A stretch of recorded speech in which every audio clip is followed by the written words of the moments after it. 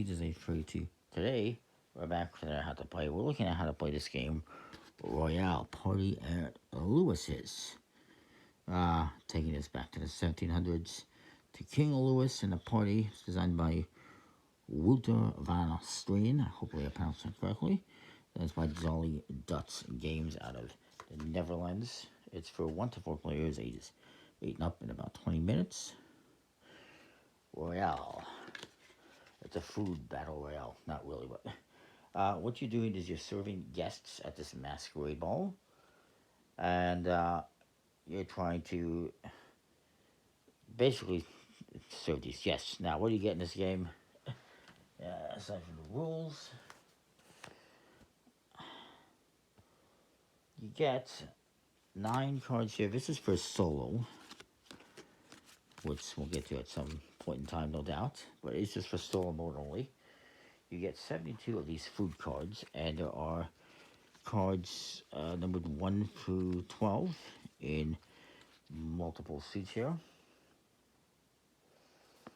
You have, let me just verify the suits for you.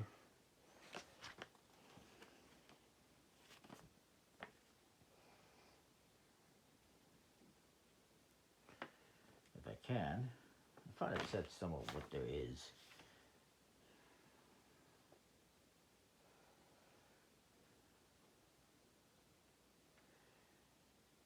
I did see somewhere, I apologize, what types of food you get.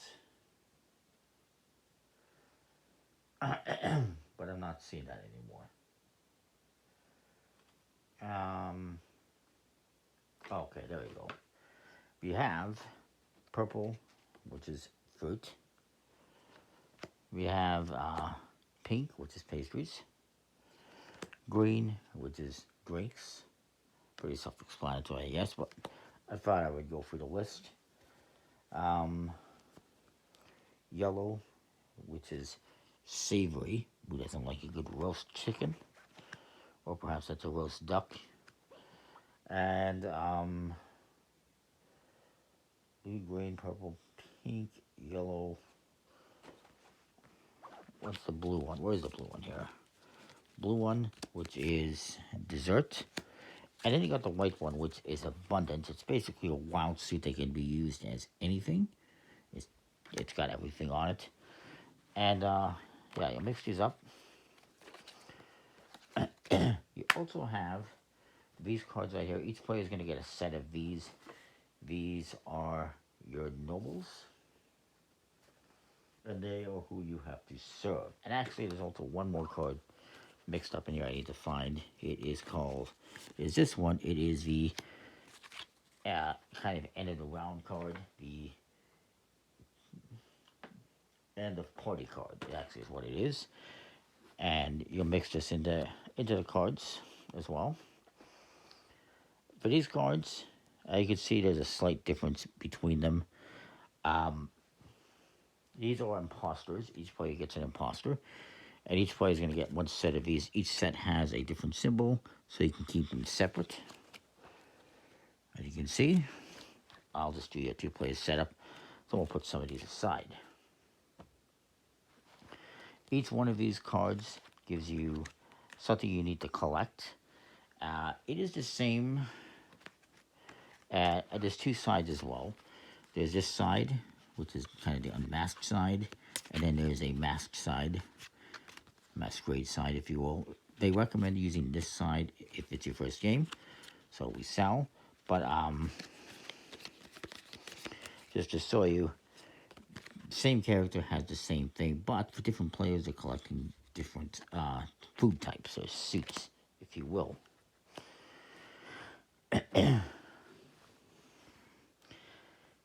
And so the cards you have here, let's just talk about them.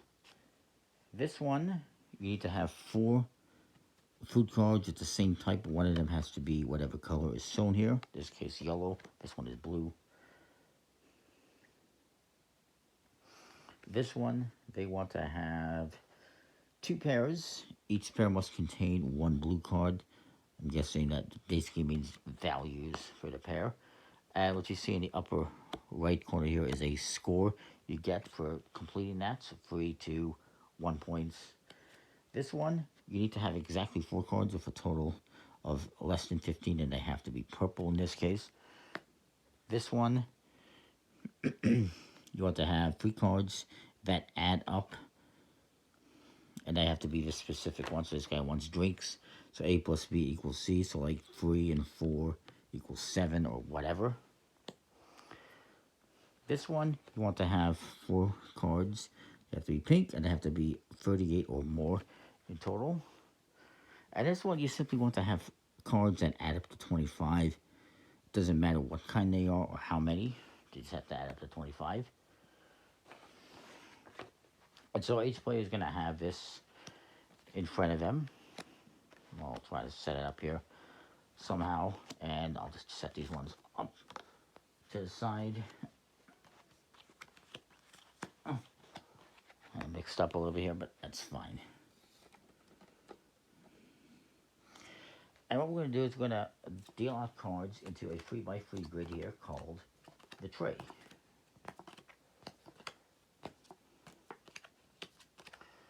On your turn, you must take 1 row or column of 3 cards and feed them to your nobles. They don't have to go to 1 noble. You can go to multiple nobles, wherever they best fit. I forgot to mention, what you're going to do at the start of the game with this card is you're going to divide the deck into 3 equal piles. Shuffle this into 1. And then put the other ones on top. And then once you get to that end of party card, the round ends. Once you come to that card twice, that is the end of the game. But there are other ways for the game to end. And that being that if, let me see here, the game will end immediately when one player has completed all their nobles, or when the end of party card has been drawn for a second time. If there happens to be a tie, whoever has the most food cards on the table wins. And so you're going to win by scoring all the nobles, or after 2 rounds, basically, whoever has the most points will win. And the way it works again is you're going to take 4 actions on your turn. 1, you're going to take food from the tray. Again, you can take 3 cards in a single row or column, or you can use the special power of your imposter, which is this. This is your imposter. You can only use it once per game, and once you've used it, you rotate it to the side so that you've used it. And this will let me collect, instead of 3 cards this way or this way, I could collect what it says here, this one, this one, this one. Or I could rotate it and collect this one. Or I suppose you could do this or this if you want, however you want. Apparently, you could just rotate it however you want and collect those 3 cards. This guy he's going to collect these 3 cards, or perhaps these 3. So, you would start by doing that. Remember, this is a one-time use. Once it's done, it's done. So I would say, let me start off with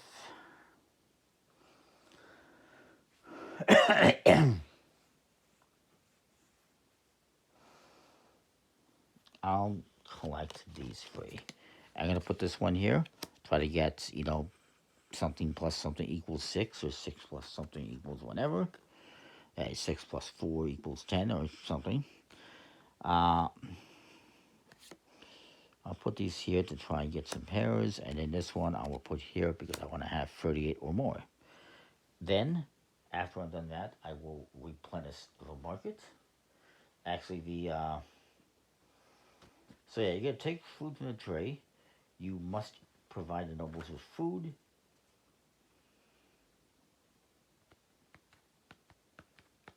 You can distribute them among your nobles as you like. Once you've placed them, you cannot move them, so choose wisely. And of course, each noble is going to ask you for specific stuff, so you got to keep that in mind. And then, what you will do is score any nobles that you can score, or dispose of food if applicable. So what you can do is, if you have cards under one noble that doesn't meet It's guidelines. Like, let's say I, for some reason, played this. I had these cards here. They don't fit. So what I can do at the end of my turn is I can dispose them. When I dispose them, I have to dispose all of them. I can't just dispose these two. So you can do that. And you can do that voluntarily, or in this case, I would have to do it because I do not meet the conditions that this noble wants. He's not happy, so I have to get rid of all these cards. So, and then at the end of your turn, you will replenish this 3x3 grid. And you're going to continue doing this throughout the game. So again, my opponent is going to take 3 cards from a row or column. They have different requirements, of course. So they're going to take these 3 with a plan. And they're going to put these 2 here. Remember, this one is A plus B equals C. So in the next round, maybe they go this one, and then they get this 8, and they score that noble. And this one, they will they'll put them here. 25 points exactly what you need to score that one. And then you replenish, and then it becomes my turn. And I will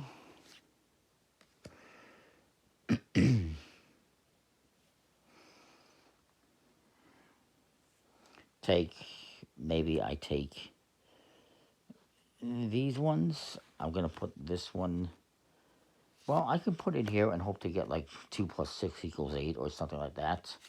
Actually, never mind. I'm going to put this one here as well. And this one, I'll put it here for my pairs. So this one, I have fed this guy. So 6 plus 2 equals 8. So I would turn this one sideways to indicate I scored it. And I guess we can just put these cards here for now. I don't know actually what you do with the cards once you score.